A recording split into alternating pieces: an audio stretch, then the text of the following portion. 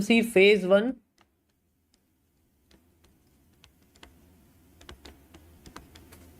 ठीक है।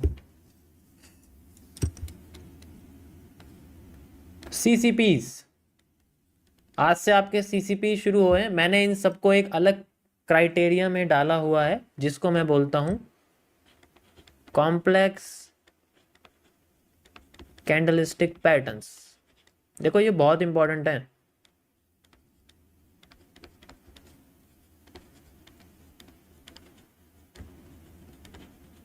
इसमें सी छोटा है। सो आज का आपका सबसे पहला सीसीपी है जिसको मैं 1 CP मॉड्यूल के अंदर रखता हूं। 1 CP मॉड्यूल मतलब जिसमें सिर्फ एक ही कैंडल होती है, ठीक है, जिसमें सिर्फ एक ही कैंडल होती है, उसके बारे में हम लोग बात करेंगे। सो सबसे ज्यादा धोखेबाज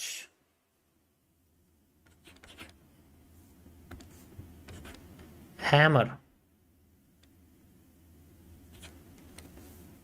ठीक है, सबसे ज्यादा धोखेबाज हैमर।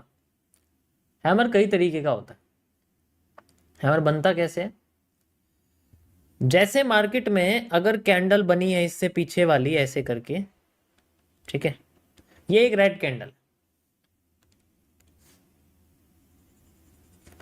कैंडल का टाइम खत्म हो गया, अब नेक्स्ट कैंडल बन रही है। नेक्स्ट कैंडल बनते ही मार्केट में पहले क्या करती है, मार्केट पहले नीचे चली जाती है, नीचे चली गई। ऐसा क्यों करती है? क्योंकि वो अपने पिछले कैंडल के लो को तोड़ देती है। तोड़ते ही मार्केट में लिक्विडिटी स्वीप होती है, नीचे से बुलिश प्रेशर आता है, बूम ऐसे करके, एकदम बूम की तरह बुलिश प्रेशर आता है नीचे से। बुलिश प्रेशर आने के बाद मार्केट जैसे ही सारे बायर्स को भगा देती है, उसके बाद ये ऊपर भाग जाती है। यानी कि इसकी जो बॉडी है वो किस तरीके से होती है,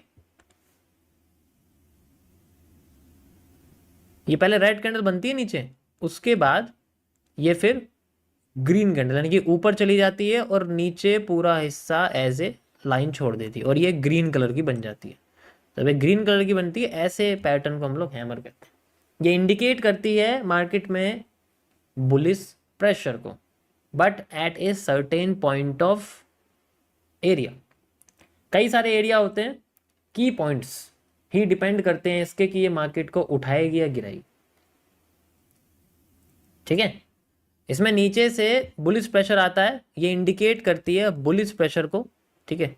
ज़्यादातर केसेस में ये बुलिश प्रेशर ही इंडिकेट करती है, ठीक है। अगर हम इसको बॉटम पर देखते हैं, यानी कि हम इसको किसी सपोर्ट लाइन पर देखते हैं, हम इसको किसी ब्रेक ऑफ स्ट्रक्चर पर देखते हैं, हम इसको कभी फेयर वैल्यू गैप FVG पर देखते हैं, ठीक है, उन सब। इसके कई टाइप्स होते हैं, तो मैं इसका जो टाइप्स है वो बेसिकली इसके बॉडी के बेसिस पे करूंगा पहले आपके सामने, किस तरीके से इसकी बॉडी को हम लोग आइडेंटिफाई करते हैं। कई तरीके की होती है, हमें रिपीटेशन और स्ट्रक्चर को पढ़ना पड़ेगा इसमें। सबसे पहले आते हैं हमारे पास में एक नॉर्मल हैमर, इसे हम लोग नॉर्मल हैमर कहते हैं। ये नॉर्मल है, ये सबसे ज़्यादा धोखेबाज होता है। ऐसे हैमर्स को, ऐसी कैंडल्स को जो बिल्कुल साफ दिखाई देती है, मार्केट में कभी भी क्लियर कैंडल अच्छे से काम नहीं करती है। इन कैंडल्स को मैं बोलता हूं जलपरी, ठीक है।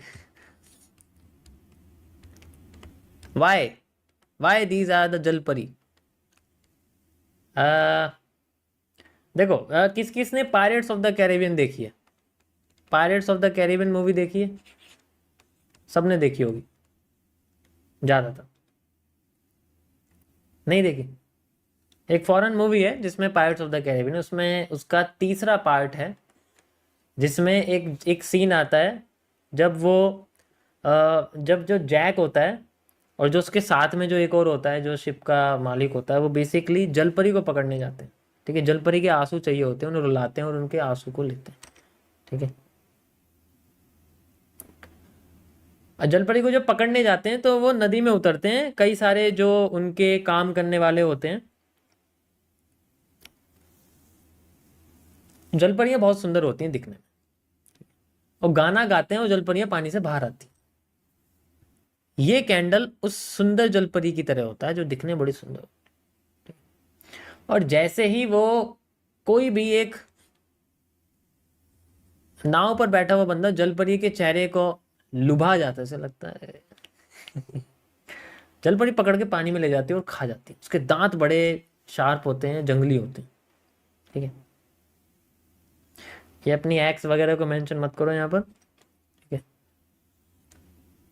इसी तरीके से हैमर होते हैं, इसी तरीके से कैंडल होती है, जिनकी शेप ऐसी होती है, तो लुभावने होते हैं बेसिकली। समझ आ गया? तो हमेशा इसी से याद रखना, ये बहुत आएंगे, बहुत आएंगे, ये ही आएंगे, आप ये समझो। ये ऐसी जगह पे बनेंगे जो मार्केट में सपोर्ट नहीं होगा, सपोर्ट से थोड़ी सी ऊपर होगा, ऐसी जगह पे बनेंगे, एंड देन फिर मार्केट में फेक आउट करके फिर ऊपर चले जाएंगे। ऐसी कंडीशन को मैंने आफ्टर इफेक्ट बोला हुआ, जो कि मैं आपको आगे बताऊंगा। इसे नॉर्मल हैमर कहते हैं। देखो, ये काम अकेला नहीं करेगा पहली बात तो। अगर आपने सोचा कि मुझे इस हैमर आती है, आप ऊपर उठ जाना, तो इस हैमर के साथ कभी काम नहीं कर सकते हम लोग। हमें अगर इस हैमर के साथ काम करना है तो हमें इसके साथ एक और कैंडल चाहिए, जो कि होनी चाहिए एक और बड़ी कैंडल। इसको बोलते हैं हम लोग मारुबोजू, जिसकी बॉडी बहुत बड़ी होती है। इसके साथ मिलके ये एक बहुत ही बेहतरीन कैंडलस्टिक पैटर्न बनाती है, इसमें बोलता हूं पॉजिटिव एनगल्फिंग। इसका नाम है पॉजिटिव एनगल्फिंग। अभी जो आपने लाइव में देखा वो यही था। मार्केट बार बार इसको यूज करती है।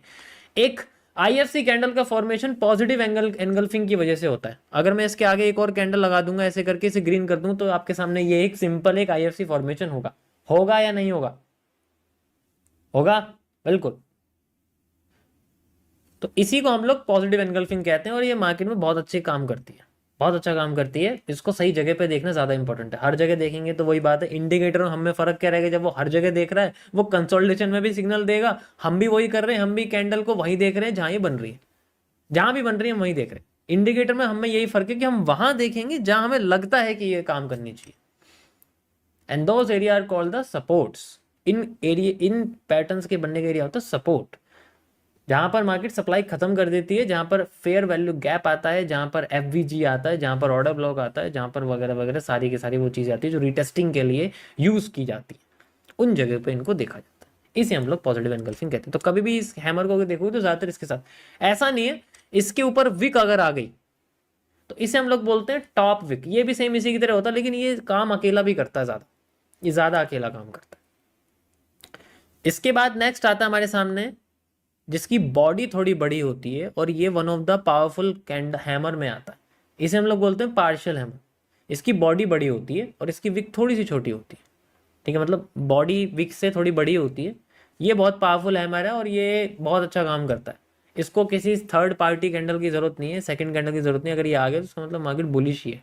लेकिन बेसिकली इसका वही है, की पॉइंट्स पे आना जरूरी है। सेम इसी के जैसा होता है जब इसके ऊपर एक और विक आ जाती है। इसे हम लोग टॉप विक पार्शियल हैमर कहते हैं। अब मैं ये सारी कैंडल्स आपको पहले चार्ट पे दिखाता हूँ, वहां पर आपको समझ में आ जाएगा कैसे बनेगी। लाइव से ही दिखाता हूँ आपको बनाना। सबसे पहले यहाँ आते हैं हम लोग। ये देखो आपके सामने बना हुआ एक top wick hammer, normal top wick hammer है। इसके साथ आपके पास एक पॉजिटिव एनगल्फिंग बनी हुई है, बेस्ट जगह पर है, आप देख सकते हो। भाई सपोर्ट पे बनी हुई है ना यार, ये सपोर्ट नहीं है क्या? नीचे लो तोड़ते सपोर्ट बन गया, फिर ऊपर जा रही है, दैट्स इट। बाकी इसमें और तो नहीं बना हुआ, यहाँ आप देख सकते हो। एंड यू कैन सी, देखो ये हमारे सामने अभी ये भी बना हुआ है, ये देखो ये बना, एंड मार्केट में देखो मूव आया। लेकिन ऐसे हम कहीं भी नहीं ढूंढ सकते इसको। ये ऊपर नहीं होनी चाहिए, नीचे होनी चाहिए, बेसिकली नीचे होनी चाहिए, सपोर्ट पे बनी चाहिए, रीटेस्टिंग लेवल पे बननी चाहिए। समझ में आया कुछ?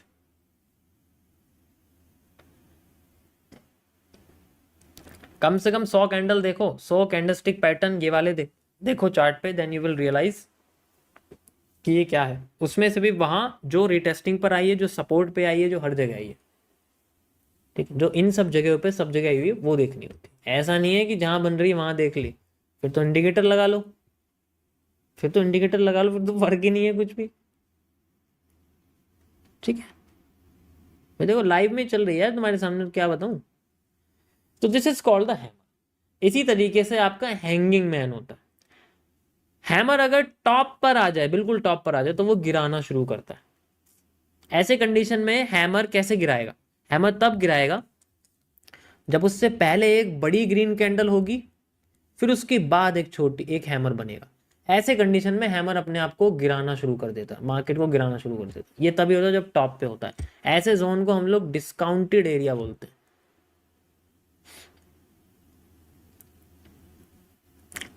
अब दिवाली पे कपड़े लोगे तो फटे हुए निकलेंगे, ठीक है, अब वो भी अनब्रांडेड, किसी पुरानी मार्केट के पुल के नीचे से।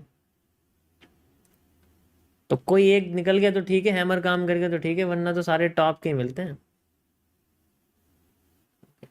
इसमें उसमें कोई फर्क नहीं, डिस्काउंट का फायदा उठा के लोग समझते हैं कि चलो यार ले लेते। So this is called the guys 1 CP module of hammer. बाकी इसमें प्रैक्टिस जरूरी है, इसमें ज़्यादा इसमें वो नहीं है, इसमें प्रैक्टिस ज़्यादा ज़रूरी है, ठीक है। पुरानी स्ट्रीम अगर आप देखोगे तो मैंने कई बार इसको यूज़ किया लाइव में, और कुछ 30 मिनट्स के टाइम फ्रेम पर भी मैंने इसमें एक्सप्लेन किया हुआ है।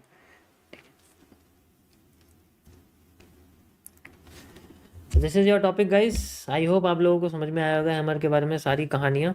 बाकी इसके कई सारे और चीज़ें भी हैं जो मैं आपको आगे बताता रहूँगा कुछ कुछ चीज़ों में, ठीक है, कैसे काम करता है कैसे नहीं। बस एक टॉपिक और बच गया है इसका जो मुझे बताना है, जो आगे सब में काम करेगा, ठीक है। और वो टॉपिक है कि अगर हैमर फेल कर जाए सपोर्ट पर, if hammer fail eight support, ठीक है, तब क्या करना पड़ेगा। ऐसे कंडीशन में अगर मार्केट नीचे आ रही है और नीचे आती जा रही है और नीचे आती जा रही है और फिर एकदम से हैमर बन जाता है हमारे पास में ऐसे। अब हैमर बनते ही मार्केट थोड़ी ऊपर जाती है और ऊपर से मार्केट में प्रेशर आ जाता है और फिर से ये नीचे आ जाती है, आके फिर से इसको फेल कर देती है। फेल करने के बाद ही मार्केट में एक और हैमर बन जाता है और यहीं से उड़ जाती है। This is called after effect, इसे हम लोग आफ्टर इफेक्ट कहते हैं। अब हैमर फेल हो जाता है तो उसके बाद एक हैमर बनता है जो कि मार्केट में ज़्यादातर काम करता है, इसी को हम लोग आफ्टर इफेक्ट कहते हैं। एग्जाम्पल के लिए कल की स्ट्रीम आप देख सकते हो, मैंने इसमें कल बात करा भी था हैमर को, ये देखो आप, ये आफ्टर इफेक्ट है जो मैंने करके दिखाया था।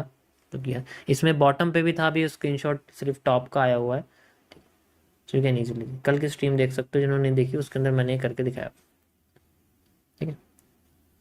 ये एग्जैक्ट कैंडल पकड़ने के तरीके हैं, वैसे तो ये बहुत मुश्किल होते हैं, बट जोन ज़्यादा इंपॉर्टेंट है, स्ट्रक्चर ज़्यादा इंपॉर्टेंट, जो कि आगे जाके मैं इसको सिंपल कर दूंगा बहुत। ये तो बस ये है कि हाँ इंडिकेट हो गया भाई हैमर आ गया, चलो वेट करते हैं थोड़ा सा। मार्केट में डब्ल्यू बन गया, चलो वेट करते हैं थोड़ा सा। मार्केट में डब्ल्यू क्रॉस हो गया, चलो वेट करते हैं थोड़ा सा। अब रिटेस्टिंग होगी, अब वेट नहीं, अब मार्केट में दोबारा से रिटेस्टिंग होनी, रिवर्स रिपीटेशन होना चाहिए कैंडल्स का। जो कैंडल बॉटम पे आई थी वही दोबारा रिटेस्टिंग पे आ गई, देन वी हैव मूव, वहीं से मार्केट में होता। ओके